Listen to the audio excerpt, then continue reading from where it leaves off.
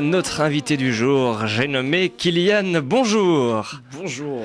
Et bienvenue, merci d'avoir répondu à notre invitation. Nous avons eu écho de la quasi-finition de ton album. Oui, tout à fait. Et donc je pense que nous allons passer quelques moments pour faire un petit peu de teasing, comme on dit. Kylian est chanteur, auteur, compositeur, interprète, un petit peu de tout. Tu m'arrêtes dès que je me trompe. Pas de problème. Pas de problème. Donc, petite précision, Kylian est vainqueur de Star le Soir, était vainqueur de Star le Soir sur RTL TV en 1996 avec le titre de Florent Pagny, Est-ce que tu me suis ? On a pu aussi le voir dans La Belle et la Bête, comédie musicale au Théâtre Saint-Michel en 2000, c'était La Bête ? Oui. La Bête de scène. Kylian est aussi auteur-compositeur pour Mario qui était à la Star Academy numéro 1, Thierry Amiel à la Nouvelle Star et Philippe Davila qui est Mercutio dans Roméo et Juliette. Voilà, c'est tout à fait exact. J'ai rien à rajouter, j'ai rien à dire, c'est Mais parfait. tu n'as strictement rien à rajouter parce que c'est une vague présentation. Depuis quand est-ce que c'est une passion pour toi, la chanson ? Depuis tout petit, tu chantais dans le bain ou alors ça t'est venu comme ça progressivement ? La chanson, c'était tard. Ouais, la chanson, ça a été tard. L'écriture, ça a commencé très tôt. Je devais avoir 6-7 ans quand j'ai commencé à écrire mon premier texte de chanson. C'était assez simpliste, mais c'était voilà. La musique, c'est venu vers 12-13 ans. Et la chanson, c'est vraiment venu, je dirais, à partir de 16 ans, j'ai eu mon premier cours de chant. Parce qu'avant, je trouvais que j'avais une voix horrible. Et j'avais une voix horrible, je chantais du nez. Enfin, c'était un truc assez moche à écouter. Et donc... donc on travaille ça vraiment... Ah ouais, bien sûr. C'est vraiment une manière de placer sa voix, de placer le son dans la bouche, etc. Pour avoir... un son pas trop nasal, pour apprendre vraiment à placer sa voix, la respiration, tout ça. Ouais, mais non, c'est un vrai travail. Il y avait quand même quelque chose déjà à la base, une petite étincelle. Il y avait une oreille musicale, simplement. Il y avait un amour pour la musique et une oreille musicale. Mais pour le reste, après, vraiment, la voix, c'était là où j'ai dû le plus travailler, quoi. Vraiment. Ouais.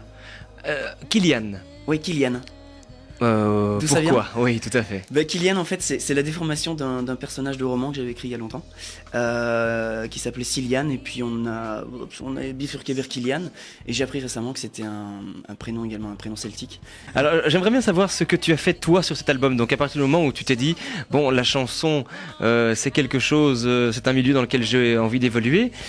Comment est-ce que tu as fait pour arriver maintenant au fait que ce soit abouti, ce produit ?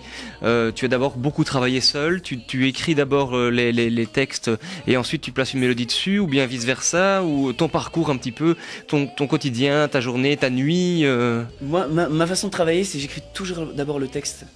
Une fois que j'ai le texte, je me mets au piano avec le texte et puis je laisse un petit peu les choses aller.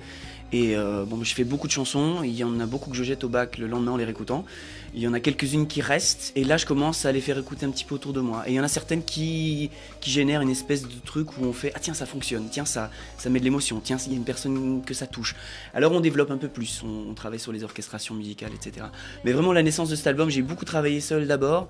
Et puis je pense que le déclencheur à un moment donné, ça a été de me dire « Oh là, si je meurs demain, il y a un truc qu'il faudrait que je fasse, c'est mon album ». Et là, assez bizarrement, j'ai trouvé des gens qui m'ont aidé, comme mon producteur, Yvan, qui lui m'a vraiment filé un coup de pouce, à la fois humainement, pour aller plus loin. Et puis de là, on est allé voir quelqu'un qui a fait des orchestrations musicales, donc c'est vraiment le métier. Parce que moi, je suis vraiment un auteur et un mélodiste. Le reste, chacun son métier, quoi. Tout à fait. Donc le piano, effectivement, comme les auditeurs n'ont pas eu l'occasion d'entendre tout ton album, mais il y a peu, voire pas de piano dessus. Très peu, assez bizarrement, alors que c'est mon instrument de prédilection. Il y a beaucoup de guitare, beaucoup de sons un petit peu électro et ce genre de choses. C'est une volonté aussi, peut-être justement d'aller à l'envers de moi-même pour explorer autre chose, quoi. Sinon, moi, j'aurais fait un album piano-voix. Qui est sympa à écouter pendant 5 minutes. Enfin bon, du piano-voix uniquement pendant 1 heure, ça fait un peu long quand même. Donc le piano te donne quand même quelque part la mélodie future adoptée pour d'autres instruments. Ça reste l'instrument de base. Tout à fait, c'est avec ça que je compose. Ok. Après on restructure autour autre chose. Est-ce que tu es un artiste de jour ou un artiste de nuit ? Les deux. Ouais. À la fois le yin et le yang, encore une fois. Ok. Je dirais la nuit m'inspire beaucoup. Maintenant, j'ai besoin de la journée parce que je pense que seulement la nuit, ça suffit pas. Donc, je suis quelqu'un qui travaille le jour et qui est inspiré la nuit. Voilà, en gros. Le reste, après, c'est c'est accessoire. Moi, je peux vous dire en tout cas, chers auditeurs, que j'ai déjà eu le bonheur, par hasard, maintenant ça me revient, d'avoir participé à une soirée karaoké dans laquelle Kylian se trouvait. Et vous savez, les soirées karaoké, généralement, eh bien, les gens boivent un verre, vont chanter tour à tour, discutent, et une fois que la chanson est terminée, eh bien, ils applaudissent parce que c'est un ami ou parce qu'ils se sentent obligés d'applaudir.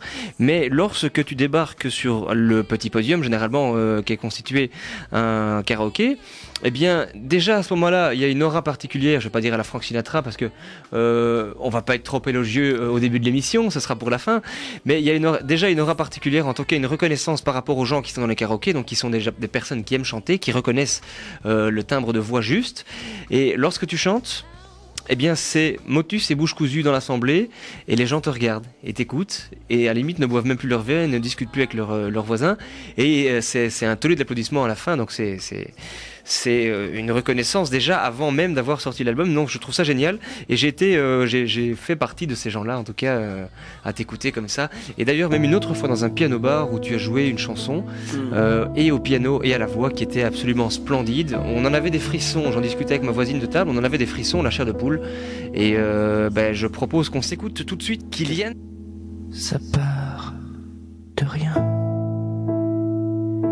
de deux fois rien. Un sourire, un regard qui voit plus loin, puis s'agrandit de fois en fois. On se rapproche, on se tutoie, on s'apprivoise de rire en rire, et on apprend à tout se dire. On se promet, on se trahit, mais c'est la vie qui nous entraîne. L'amour s'éveille et on se veille très tard la nuit dans le même lit.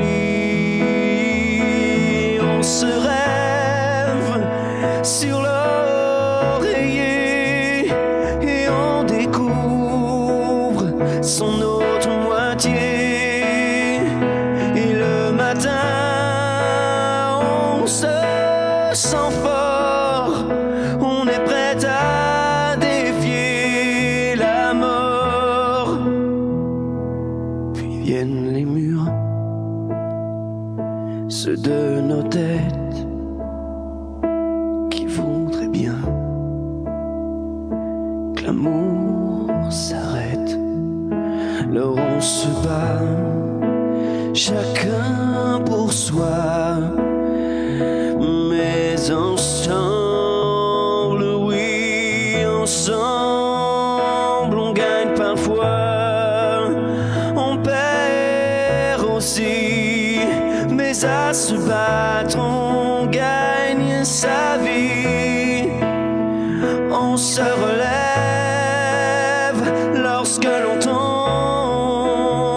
on est vivant lorsque l'on aime, et ça éclate et ça s'enflamme, ça bouscule tout, ça fait des drames, de drame en drame. On vit sa vie, et puis un jour, l'amour